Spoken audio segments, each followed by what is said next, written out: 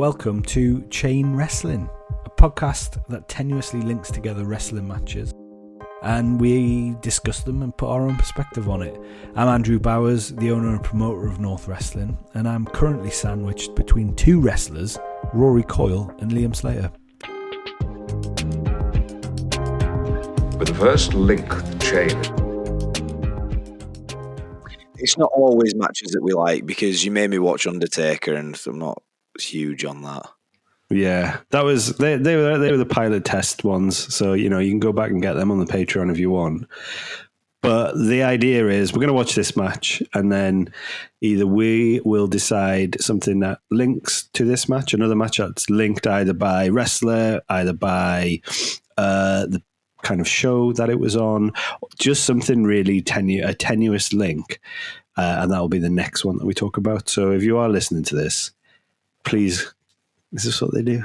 Comment below on what you'd like to see next from Chain Wrestling. You're such an old white dad.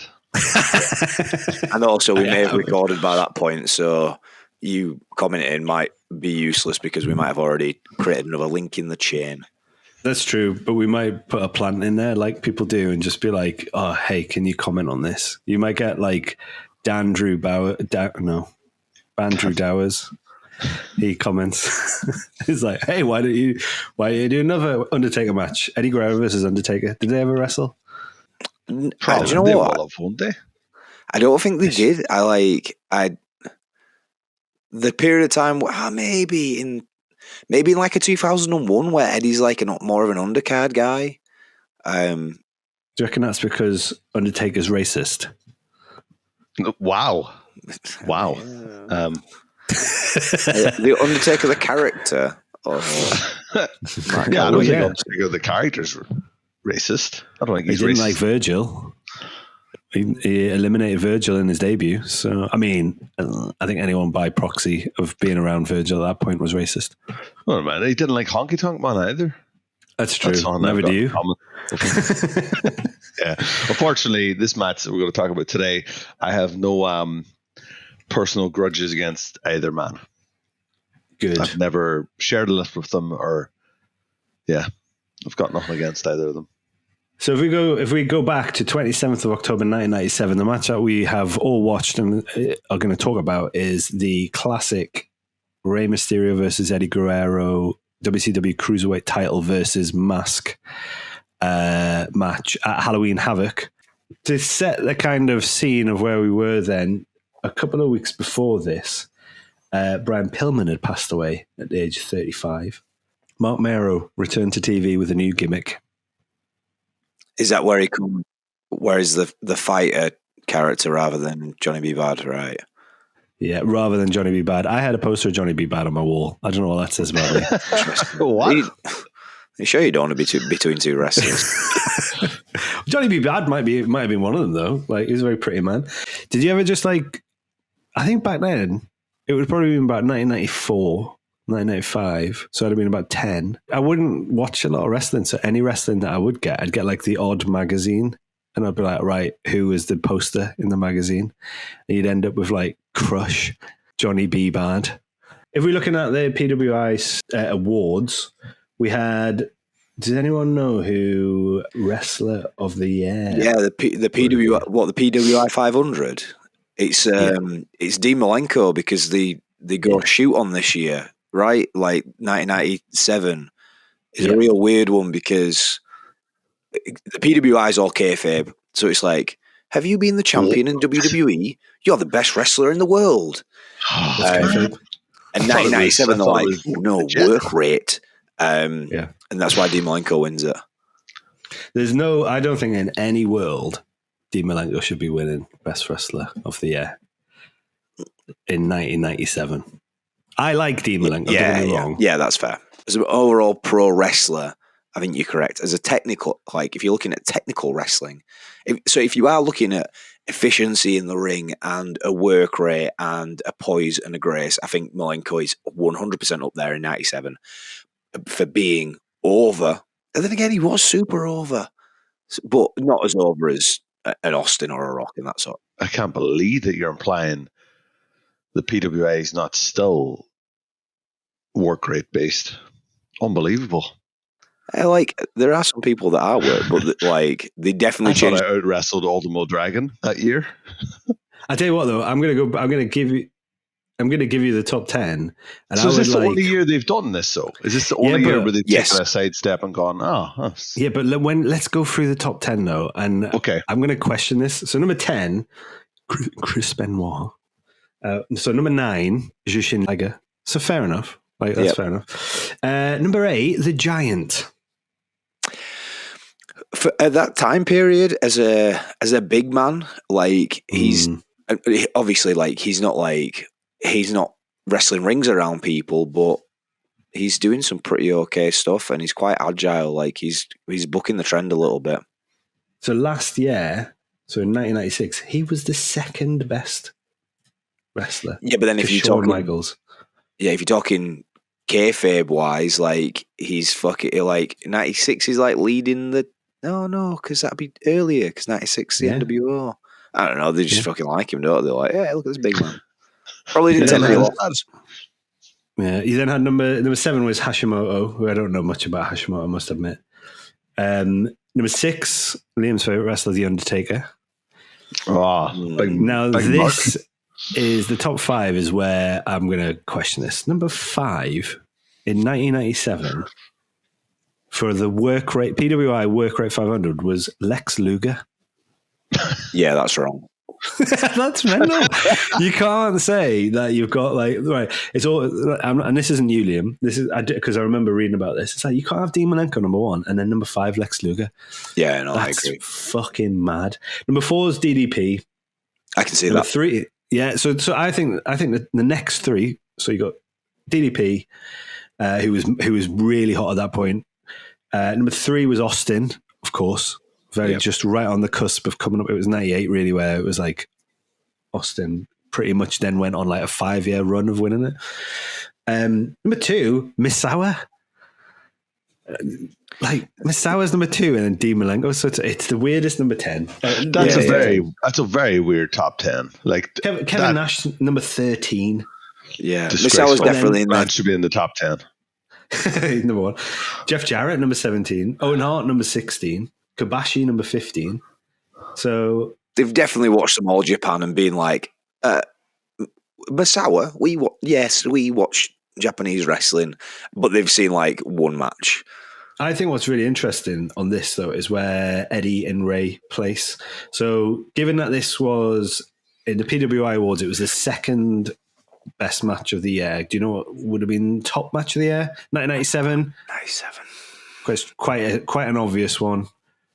You'll kick yourselves. yourselves. The Giant, isn't it? Austin versus Brett. So controversial take from me. Despite me being like the technical wrestler, and I like technical wrestling, I don't massively rate later Bret Hart stuff. No. Like Liam's so controversial and he's so. People probably tune into this and they probably think that Rory Coyle is going to come out with some fucking weird shit. Nah, Liam Slater's always like, nah. I don't even like wrestling. So what classes is late Bret Hart? I think once he finds his pattern of being like the hitman and like the excellence of execution, all that sort of stuff, his matches just become quite samey.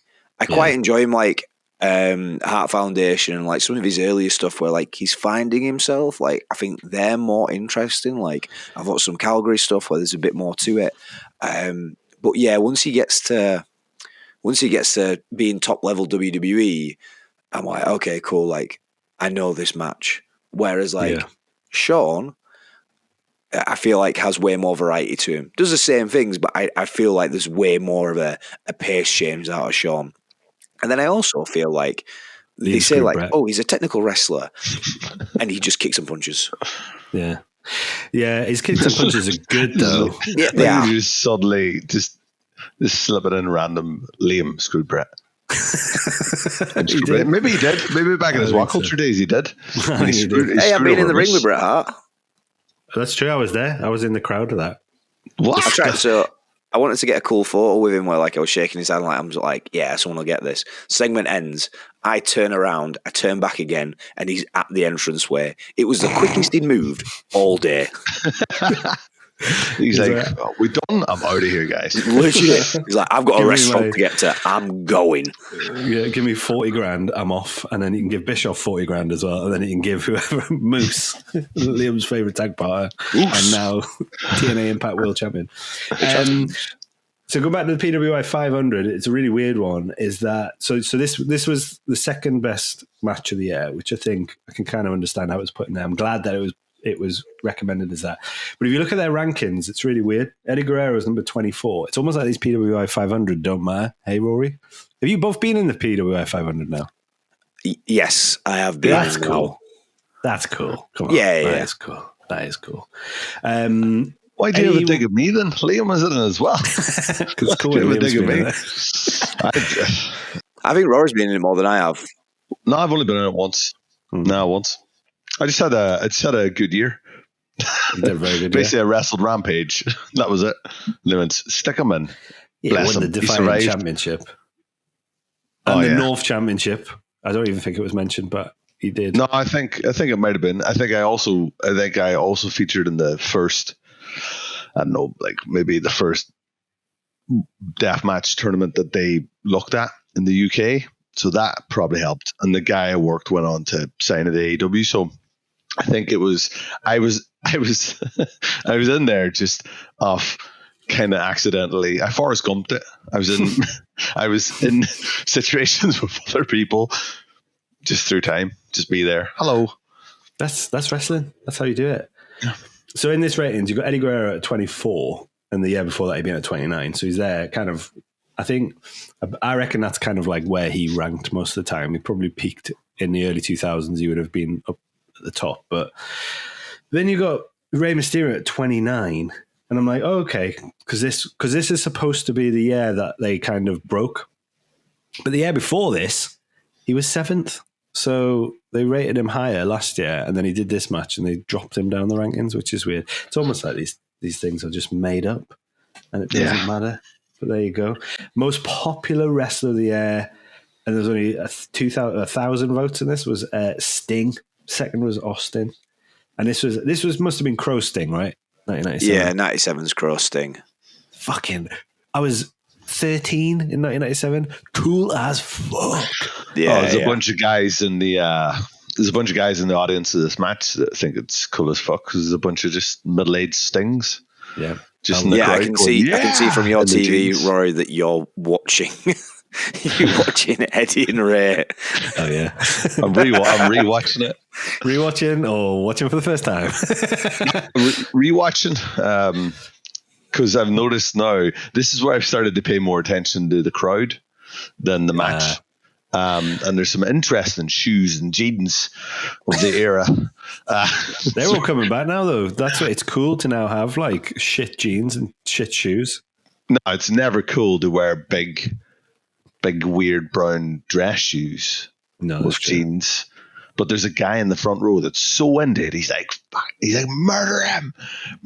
But I think he's like, I think he's for Eddie. I think he's like, yeah, mate, just kill him. I'm sick of this guy in the mask. Just murder him. Wrestler of the year. And I just never, so this, I think, shows I never watched WCW. Lex Luger. He's over, isn't he? Like, I think what we're probably... I thought he was. Yeah, he's definitely over. What we're probably biased with, massively over. Yeah, what we're biased with, like how much we consume wrestling and stuff like that, and also like we can now like what we can like tailor as watching. Whereas like here you get like Nitro is 3 hours, right, and that's 3 hours a week. At this point, they don't have Thunder, so it's literally that. And like Lex can come out and do the same stick and do the fucking crab pose and do the forearm and literally do the same match, but it's over. Would he be part of the Wolfpack at this point? 97, or is that too early? I think that might be too early. Too early. Yeah. But yeah, of course it would, because if he's babyface out of this, so I can see why. I'm not saying it's necessarily the correct thing, but I can totally see him being over, and like a PWI audience, if they are WCW marks, they would vote for Lex Austin. I think that's the interesting thing to look back at it and go like, obviously history is told by the winner. So you watch like the Wrestling Bios documentary series, which is really good of the war. Yeah, that's just wonderful. I love watching that. It's really, really good. And I think if you go back and watch it, you'll see how successful WCW were at the time, looking at it through the lens of PWI, because I watched WWF when I was 13 years old. So I wasn't looking for like Dean Malenko when I was 13, not that interested. Dean Malenko when I was 16 years old, though, and kind of become a little bit of a hipster boy, then I probably liked a bit more Dean Malenko then. But like 1997, I was certainly more into WWF. But looking at it back through this lens as an adult, I think it's interesting to see that people are more interested, or the smarter wrestling fan was more interested in WCW, because when you look at Tag Team of the Year, it was like Outsiders won it. First one was Steiner Brothers, Road Warriors, and then Luger and Giant. Nothing WWF in that. But then who did WWF have at that time as tag teams? They're doing the fucking they weren't Gang War interested, stuff. were they? Yeah, they weren't interested in tag team wrestling at that point.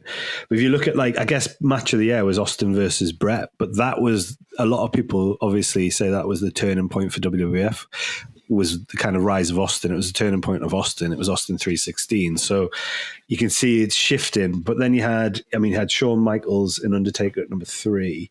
But in there, you also had Eddie Guerrero versus Rey Mysterio. And then you had Terry Funk, Sandman, Stevie Richards, Barely Legal. So actually, there's not really any WCW matches in there. So you can start to see like the shifting sands. And what's interesting is that if we were to go and take Liam's opinion on Bret Hart from 2024, has anyone ever said it like that? 2024, and go back to 1997. 21,000 people would be in agreement with you, because the most hated wrestler of the year was Bret Hart. Now, I don't know whether that's more kayfabe because he was anti-American. Yeah. Oh, yeah. It was that period of, and you know what? I found him more interesting in that period of time. Yeah, I would say so. Also, this is not me saying that Bret's a bad wrestler. It's just that I find him slightly overrated as a technical wrestler. Yeah. And people say to me like, no, it's that he's technically efficient.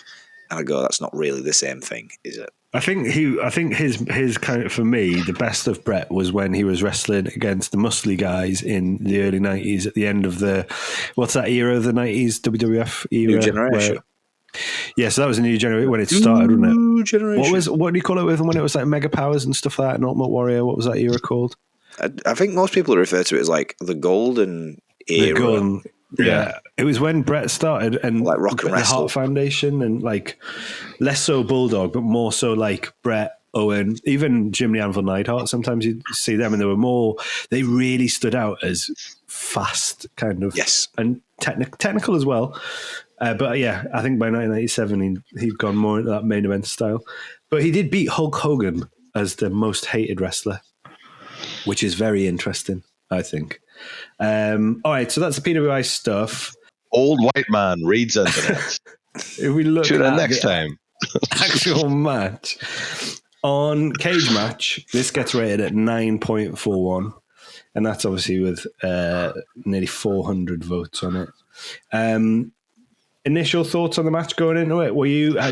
Before kind of like talking about after rewatching it, what were your thoughts going into it? So this again is slightly before my time period. So I've watched this. I've watched this with the hindsight of how it's ranked and that sort of stuff. I'm a big fan of both of them. I like them during this time period. Eddie Guerrero's like one of the best wrestlers of all time. I can't remember when I first watched this, but it's definitely up there as like a match that I've watched early into my wrestling career, if that makes sense. It's definitely one that gets, like, I think touted as a modern day, or like a classic that still stands up in modern day, because I mean we're going back 27 years on this one. It's an old match, and I think, but it still moves like a new match. Yeah, and I think some of the criticism there is some criticism of online now of people going, if this existed now, it wouldn't. I was like, if this existed now, I still think it would stand up as a match because it does move like a modern match. And I think both of these wrestlers, like I've never been a big Rey Mysterio fan, but I think that's because the majority of my Rey Mysterio stuff has always just been, I found it got a bit derivative because of his size, so it was always kind of David versus Goliath storyline and everything that he did, which is why I quite like this match because it wasn't that. They didn't really play on on Rey's size. They did a little bit, but they didn't have to because Eddie's only 5'8", I think, or something. So he's jacked though. Yeah, he gets more jacked, but he's he's fucking whammed in this. What these muscles here that I don't have? Traps. Traps, is that what they're called? Have you seen them on here? What do you call these here things? I don't know. It's trapezius.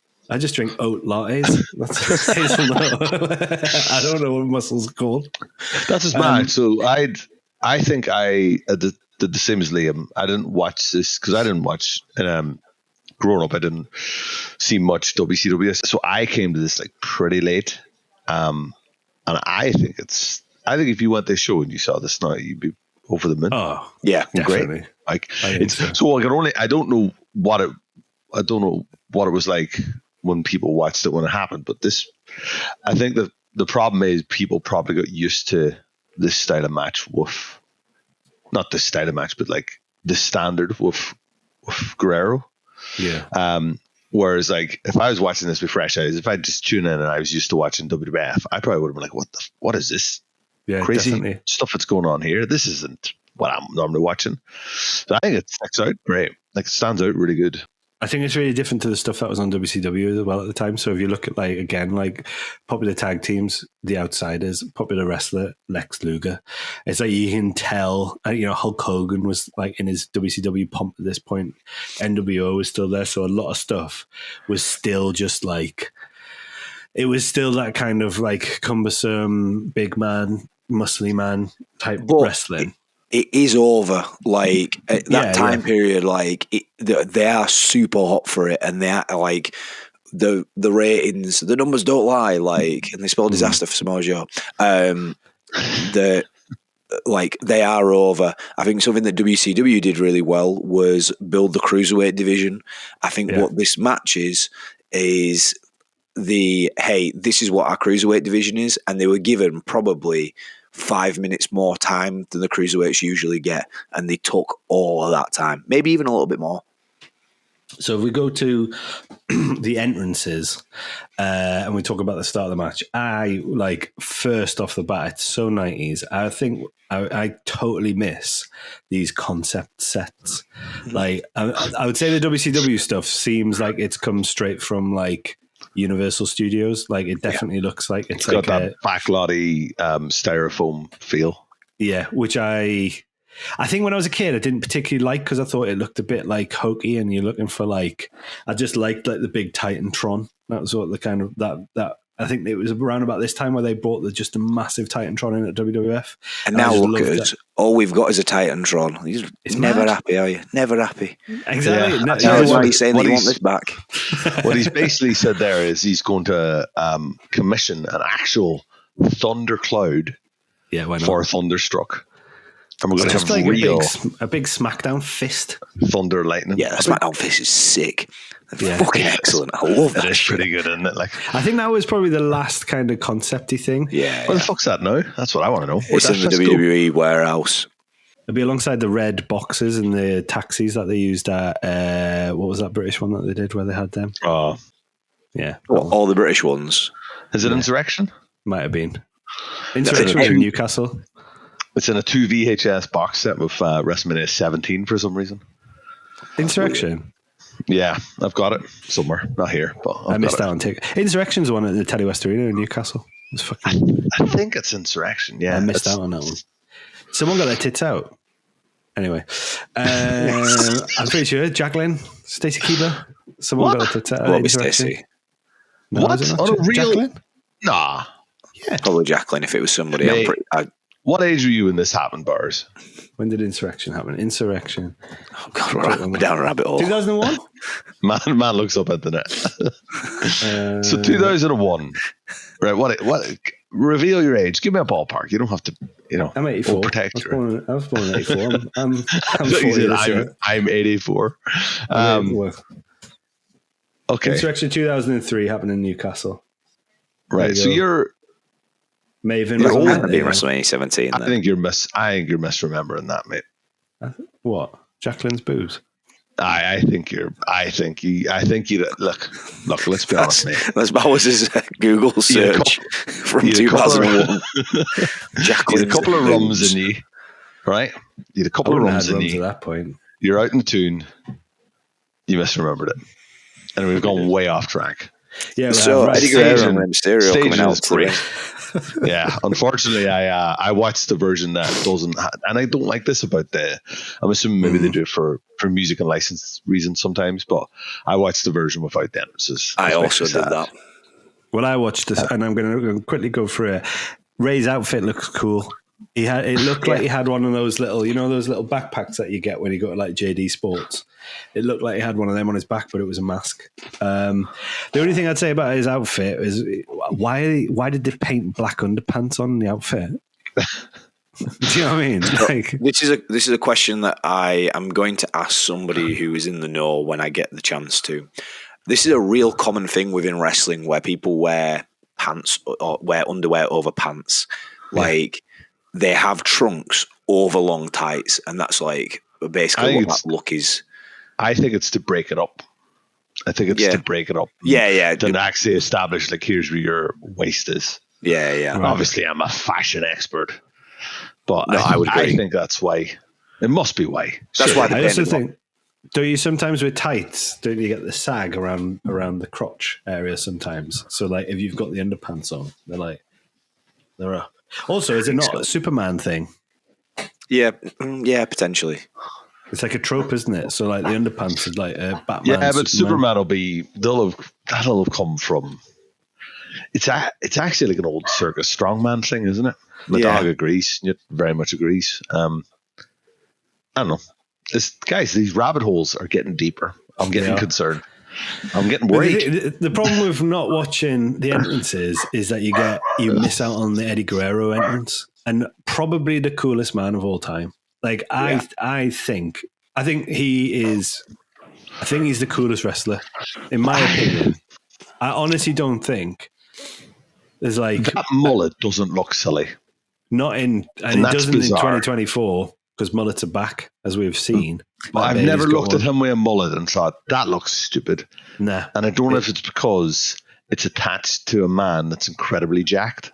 Yeah, definitely. So I'm like, well, you got the swagger to carry this. He also pulled off frosted tips, like when he like in 2004, where he does like the heel turn and he's got like blonde on top of his hair. It looks fucking sick. It looks well good.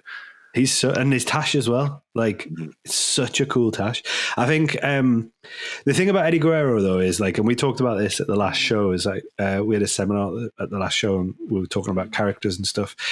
He always gets used when somebody goes. So I'll ask a trainee and I'll say, "Hey, what's your character that you're trying to build?" And they'll go, "I'm going to be like an Eddie Guerrero heel character." And I fucking hate that response because, like, I've had this conversation recently with, like, when I've been talking about characters, and what era of heel Eddie Guerrero are they talking? I think a lot of the time they're talking about the 2004, 2005, like Latino heat. And it's impossible. You can't be that Eddie Guerrero, like where people are like, yeah, I'm going to be stoic and I'm like, oh, I'm going to be pissed off and angry. And it's like Eddie Guerrero as a heel in 2004 can only do that because he's been a babyface prior to that. And the anguish of not being able to beat Rey Mysterio at WrestleMania, who's the dude that he's come up with through 20 years, sends him down this mad spiral. The hurt and the pain that Eddie has in his face, on his facials, which are fucking class, they're some of the best ever, are only able to happen because he's felt 20 years of wrestling plus addiction. Like there's so much hurt that's inside of him that he's so good at putting out forwardly. Like, banged up as well. He's banged up from his time in Japan. He's banged up from his time in WCW. He's pissed off. He was part of the Radicals. Like, they left WCW. And then in WWE, the Radicals kind of got like the same thing happened to them again as it did in WCW, where they were overlooked. And that's the thing where I'm like, you can't judge someone at 20 and go, I want to be that character, because Eddie Guerrero then just became Eddie Guerrero. It's the same thing as like John Cena. It's the same thing as, to a certain extent, Chris Jericho. Like, those kind of guys who then became just whatever they are. Like, and they were just so fucking good at it.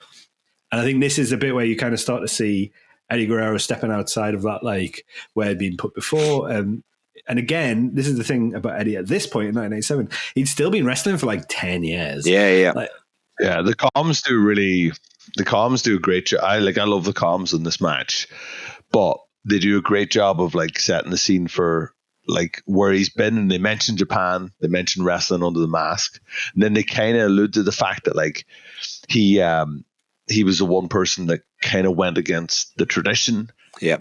Forfeited his mask, and I'm like, fuck. And it does this great job of like just building up like who he is in terms of this, not just as a wrestler, but like this match. It kind of sets the scene. Yeah, especially because this match is. I forgot as well. I was like, oh shit, I forgot he was in Japan or whatever. Yeah, well, the thing about Eddie as well is, like, in Mexico, he also did an anti-Mexican gimmick, because he comes from El Paso, right? Is it El Paso?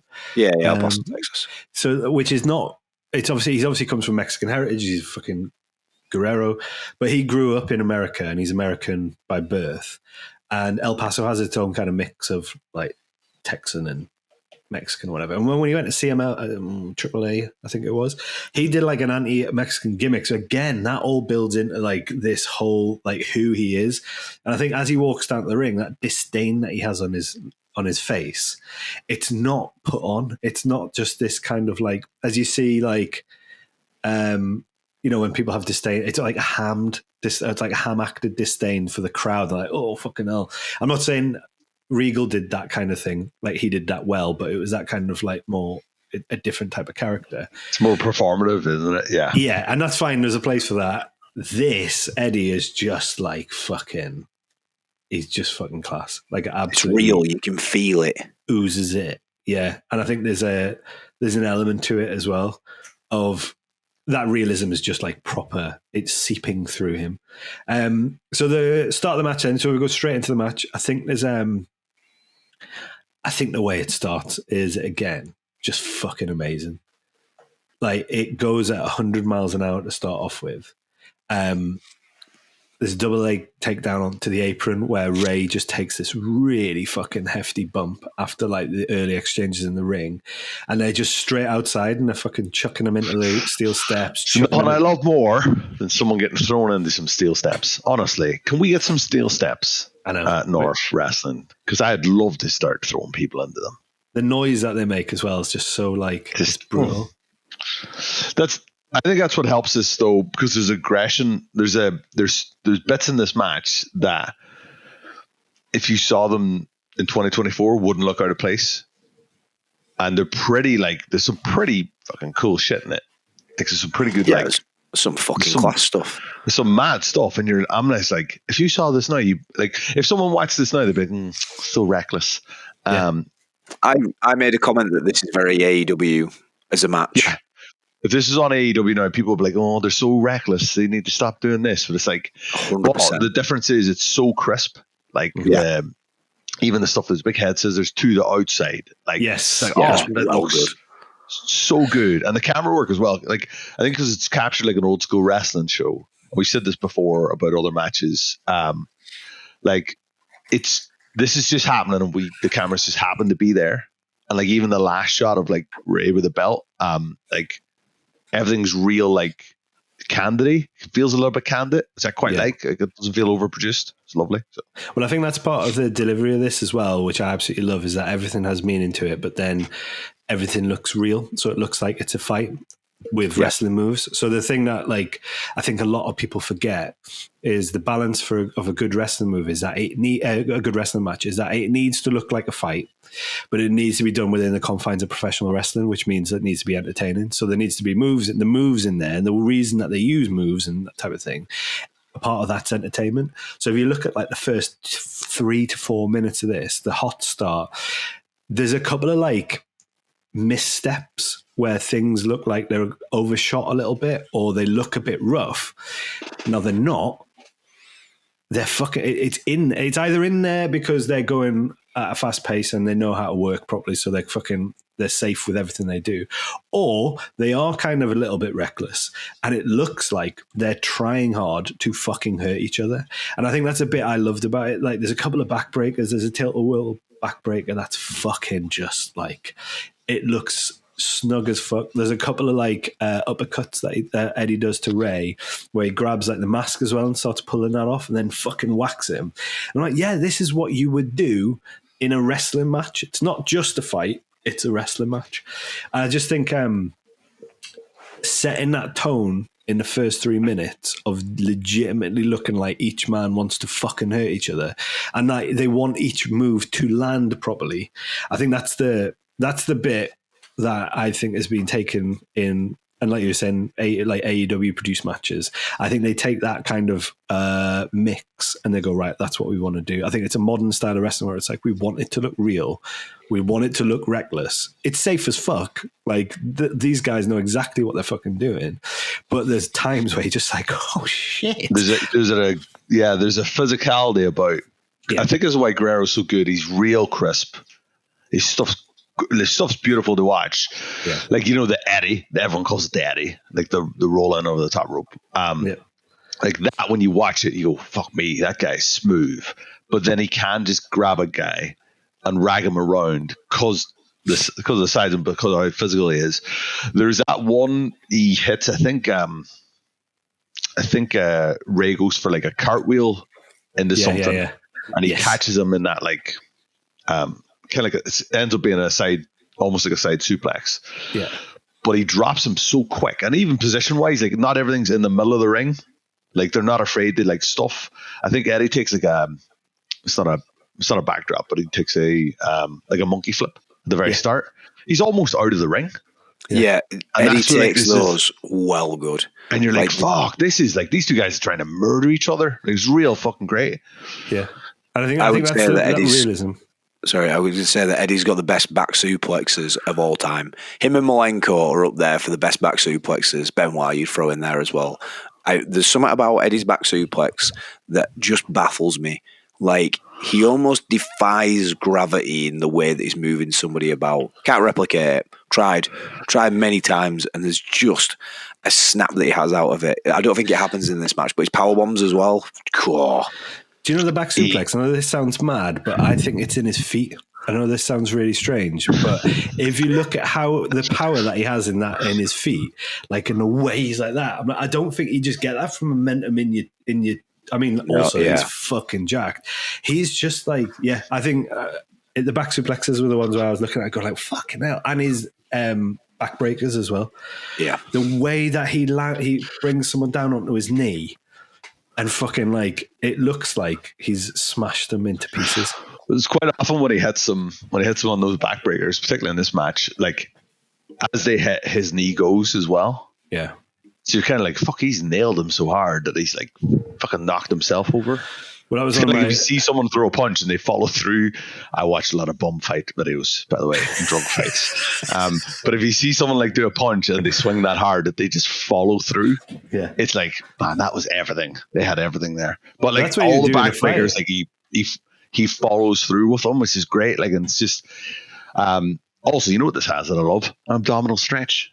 We don't have enough of them in pro wrestling. But it does make sense in this match because it leads to it's a nice spot, like bit to like start pulling the mask, and I think that's where the line of "show us a kisser" comes. Let's get a look at this guy's kisser. Yeah, and I thought that was classic 90s. I loved that.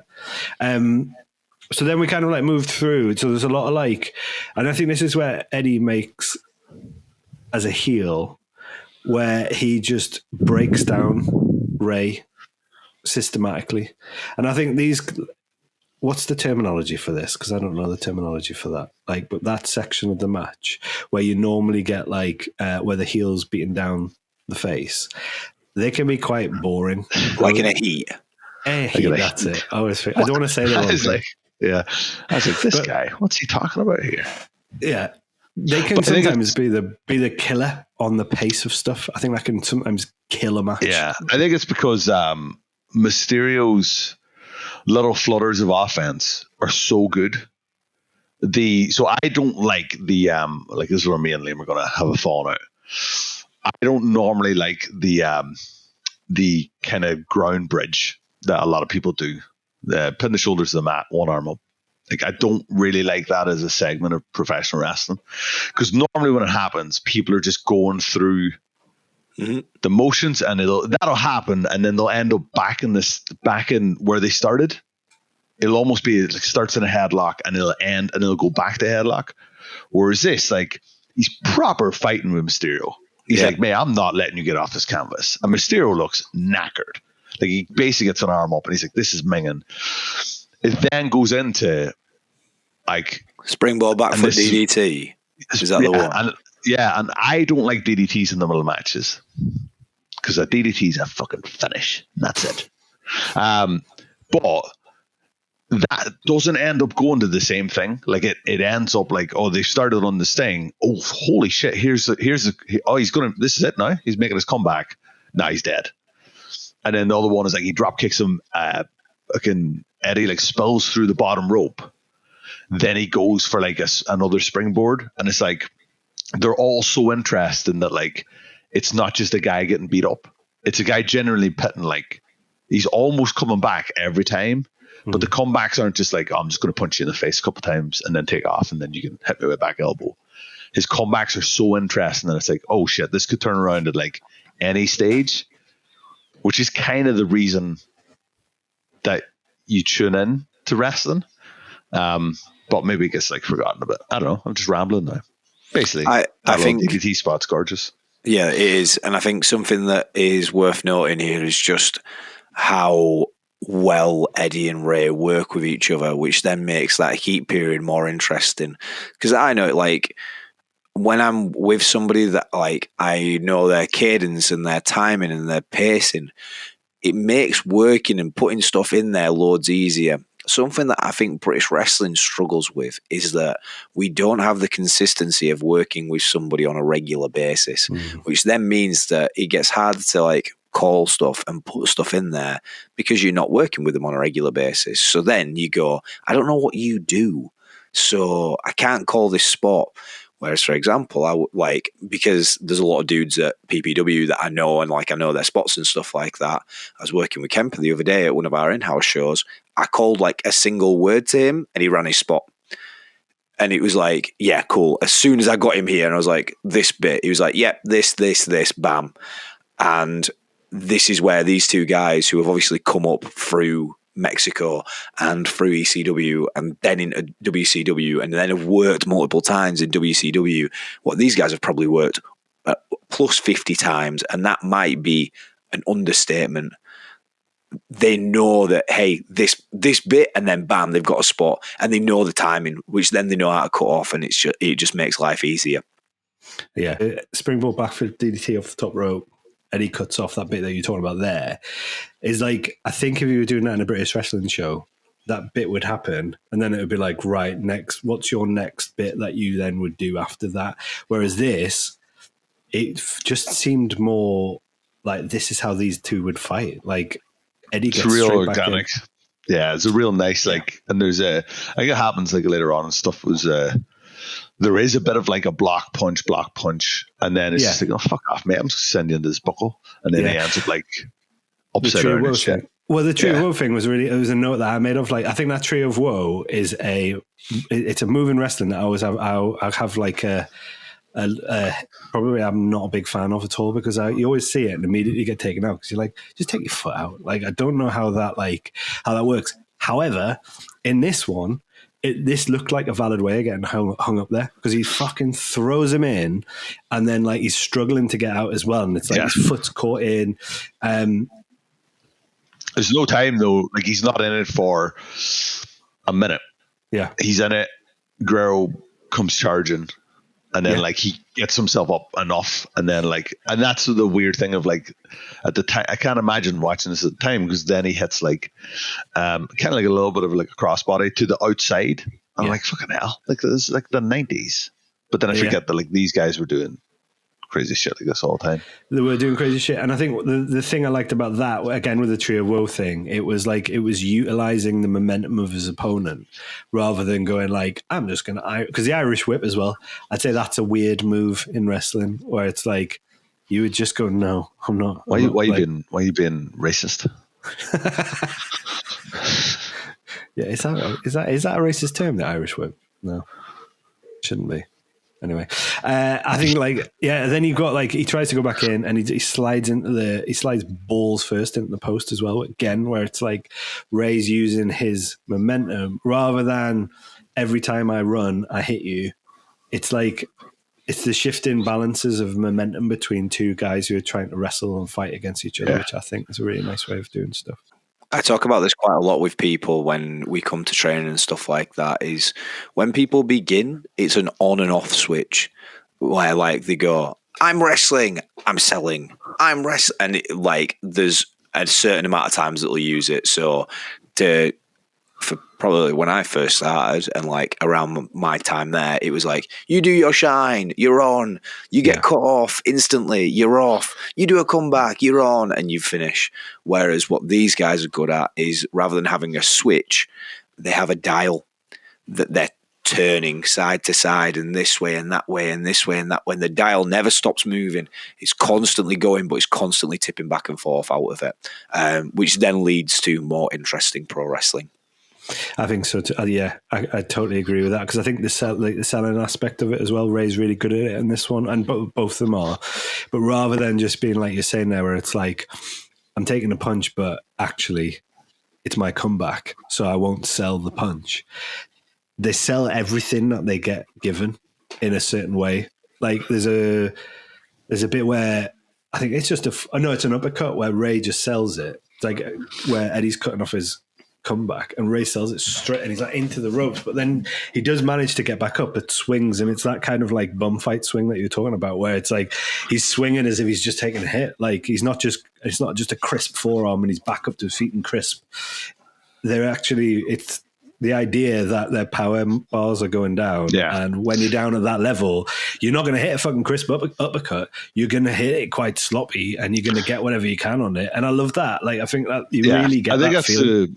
I think like that cutoff's the best example. Even the start of the match is a good example. Yeah. Like like Guerrero looks a bit of a tit in this, but he never looks stupid. Yeah. So like that running and bollocking yourself on the ring post, like that's silly. But because there's like an intensity to everything they're doing, you don't really laugh at him. You don't giggle at him. You're just like, oh, he's got him. And even the punch at the start, like anyone else kind of doing that. And like, I love Terry Funk, but like, I think Funk taking those spots has a very different feel. It is I'm going to eat shit because that's my job. Like I'm going to eat shit tonight and look silly. And I think like Punk did it at the Samoa Joe match perfectly. Like he ate shit and looked stupid. But when Guerrero's eating shit in this match, he never looks silly because there is that level of like, it is just like in a couple of beats, he's going to be back up again. And he's got that intensity. I think it helps, like Liam said earlier on, with his facials and stuff. When like there's this fucking anger, but there's a bit where I think he nails him with a power bomb and he kicks out. And even though you can only see like a part of his face because of his crazy mullet, he just looks seething. And I'm like, fuck me. So it's weird. Like you can't laugh at him, even though some of these cutoffs, another character would look really silly. Like they would look really dumb. The type of acrobatic moves that he's doing, that Rey Mysterio is doing, and he's a small guy as well. So I think like at that time, you can only imagine like that there would have been a lot of people who just wouldn't have been okay with wrestling against Ray like this, and it would have been just like, I'll just swat you away like a fly. Like I would just do this, I would just do that. But he actually makes Ray's offense, which is like quite groundbreaking at the time. Like some of like it's groundbreaking in American wrestling, but it was obviously done quite a lot in lucha and Mexican wrestling. But like the somersault or head scissors to like a to the floor. It's like the way, like Eddie then goes like crashing into the barrier, and he looks like it's really fucked him. And I'm like, Yeah. Rather than just like a lot of guys would have been like, oh, what the fuck is this? What's this flippy shit? Like, and also a lot of guys can't do that. Like the ability to catch the man to hit the Rana is difficult. Like that and the backflip DDT spot, I think comes off so well that you go, oh wow, that's good. But actually, when you like we do like lucha stuff now and again. Lucha's not my forte, but like I put it in there because like we need to look at it. Man, doing fucking head scissors and ranas is the worst. I got my fucking neck smashed in doing a head scissors the other day because this is no offense to the bit. It was just we were learning it, but like he just didn't have me. I just dropped, and I was like, cool. Like like lucha stuff. When it comes to head scissors and ranas and stuff like that, is difficult. Never mind adding a fucking somersault in there. Never mind making it look like it hurts. Like making it look like it's a sensible decision from your opponent to do that. Do you know what I mean? Because the risk, because it can look stupid sometimes. If it's not pulled off properly, it can look like we're just watching some acrobatics here. I think that's why I love Guerrero in this match, because he can do that stuff. Yeah, he can do that stuff and it can look great. But his kind of job here is not really to do that stuff. Yeah. It's to be on the receiving end of it.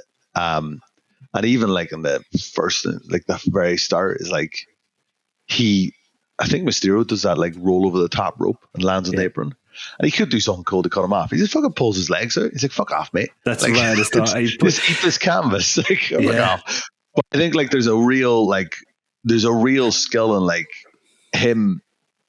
And I think that's maybe the cool part of this story is like, in the story of the match, like, here's a guy that can do all this stuff, but for whatever reason, in his mindset, he's not doing it. He just wants to fucking hurt the guy. Like, he just doesn't want to go out there and like pit on a great like fair wrestling match and shake his hand at the end of it. Like, he really fucking despises the guy.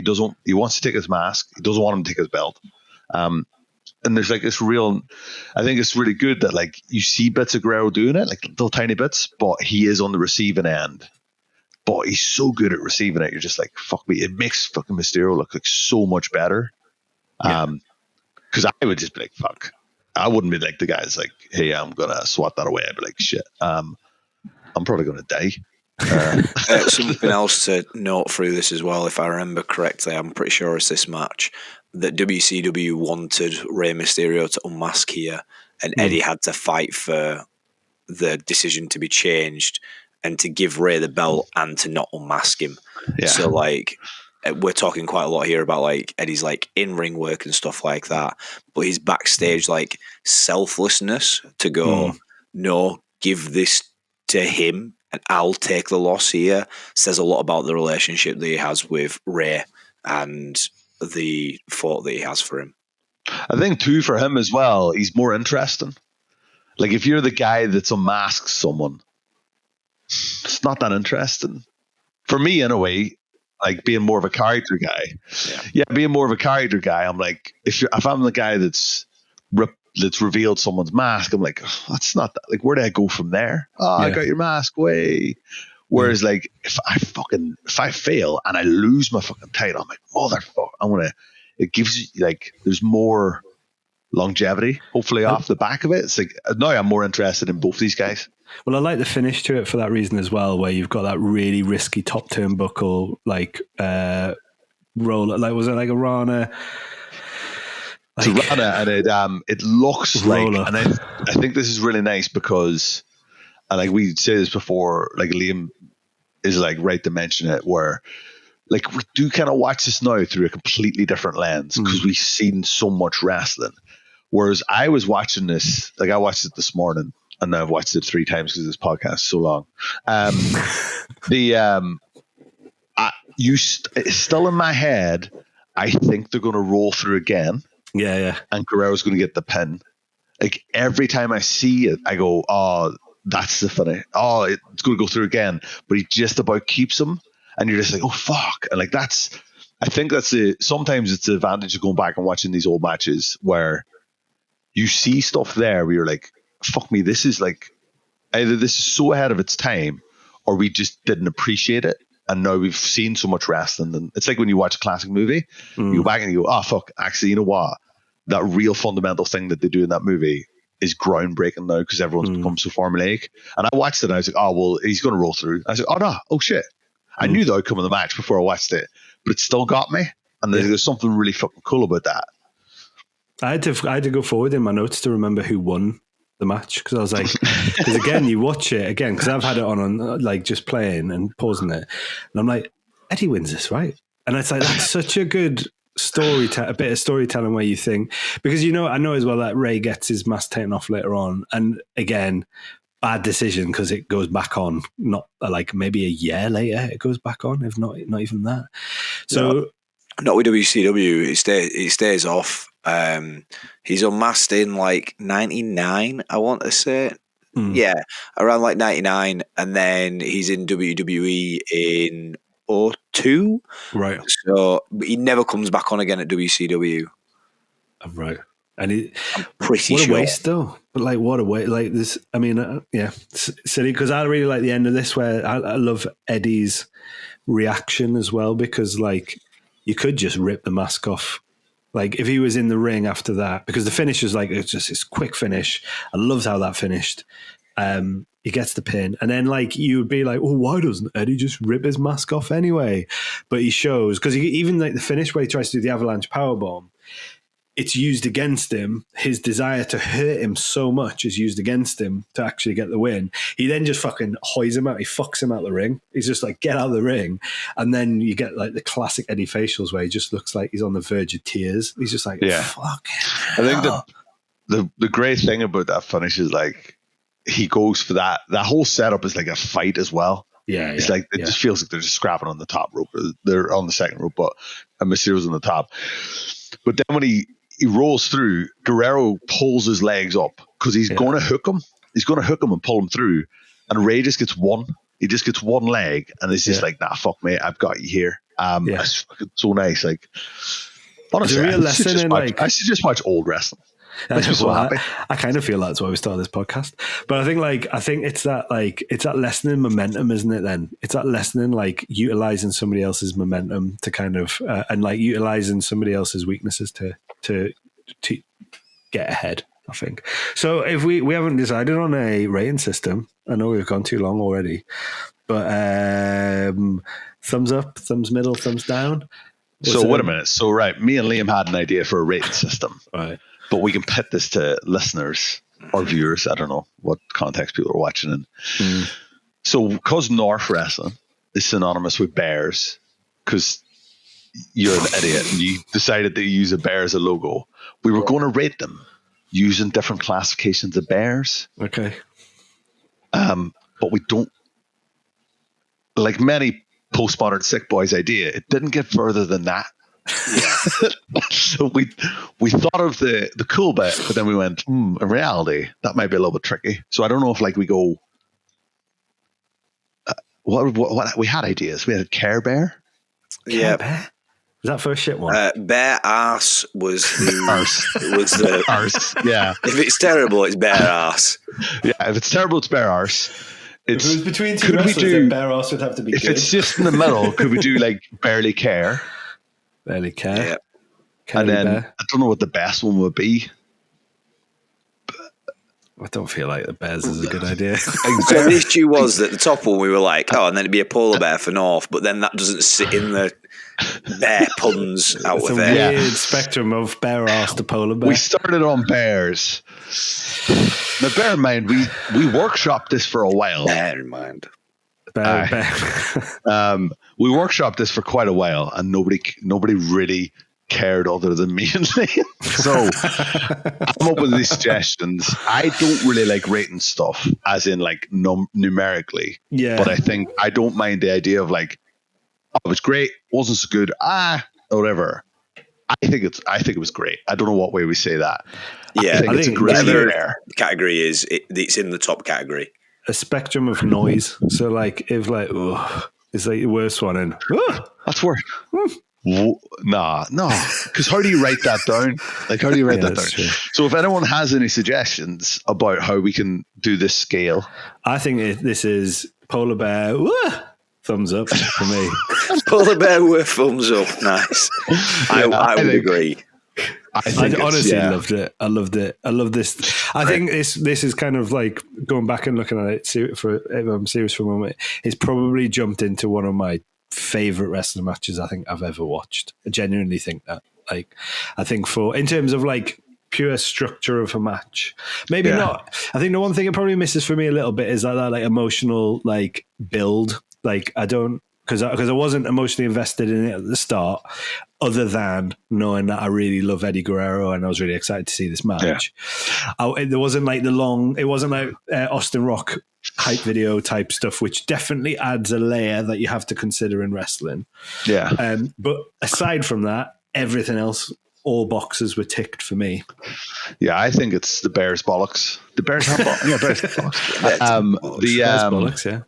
I think for me, because obviously there's like... This is a system. Bear ass, bottom. Bears bollocks, top. Bears taint, middle. Bears what? Bears taint, the gooch. The bit between the bum and the bollocks. Yeah, it's just called the gooch. What are you calling it? A taint. I think that's an Americanized way of saying it. Sometimes you're so Yorkshire, I don't understand. It's a miracle that we can communicate in the ring. Very true. The Bears gooch. Most of it's nods and winks. Most of it's nods and winks. I think it's Bears. Yeah, it's Bears bollocks. But Bears for bollocks, me, it's because this is a type of match that I should love as a wrestler and as a wrestling fan, but it's probably not like my stereotypical. So I think for me, like these types of matches, when I watch them, I'm like, fuck me. Yeah, of course. And it's great because there's a side of wrestling that like I don't indulge in myself. But it's great to go back and actually really appreciate it. So yeah, it's Big Bear bollocks. Big Bear. Oh, no, that doesn't work. Yeah, Big Bear bollocks. I think this is a bit of me. This is my wrestling. Is that what people say? Hashtag this is my graps. Is that what people say? I think that's... No one. I don't think anyone's ever said that. I don't think that's ever been a hashtag in history to honestly, I think Bears bollocks is probably going to hashtag before that. Well, I'll be up for it. Any final comments right now? No, we just need a scale. Yeah, I know we've got the scale. The scale's my final thoughts out of this. This is definitely like my kind of wrestling. I'm very junior heavyweight, cruiserweight, X division. So like this is very much a me match. I can't wait to have to watch some more fucking Undertaker matches soon. I can't wait. I can't wait for us to watch the mat. No, because I don't know. Liam loves Sully. If it's anything I learned from him, he loves a bit of Sully. I can't wait to watch the one with the electric chair. I'm all about that. Yeah, that's cool. What about Undertaker casket match with Kamala? See, exactly. Wow. I love a casket match. Do we have any ideas of where we could go next with this? I guess we could go Halloween Havoc, we could go Rey Mysterio, we could go Eddie Guerrero. My preference would be doing more Eddie Guerrero, but I feel like I might be a little bit like samey. We could go 1997, we could take someone off the Peter, we could go Lex Luger. I've never really watched a Lex Luger match, I must say. Like, I was like, a lot of Lex Luger's gone past, like, way past. Yeah, I think in terms of the chain, the next thing, we're going to come back to Guerrero a lot, I think. Yeah, I would imagine so. I think we do. I think we do something maybe a little bit. I think we go Luger. I think we go Luger and we go really shit. So are we asking for comments down below on Luger matches from '97? That's a gift. Wow. Well, thank you again for thank you Tutu for this podcast. I don't have any. I'm not Tom Campbell. I don't know how to like close stuff up. I'll finish it. Here we go. That was Chain Wrestling presented by North Wrestling. You can follow us on all social medias. What is it? Bars? North Wrestling NCL or on northx.com, north_NTL. We've recently put all our back catalogue up on YouTube that people can subscribe to. You can get everything we've ever done, I think, on there. You can also support us on Patreon. And for tickets and upcoming events, go to northwrestling.co.uk. There you go. Company man right there and then. Thank you very much, guys. We'll see you next week. Cheers. See ya. Bye.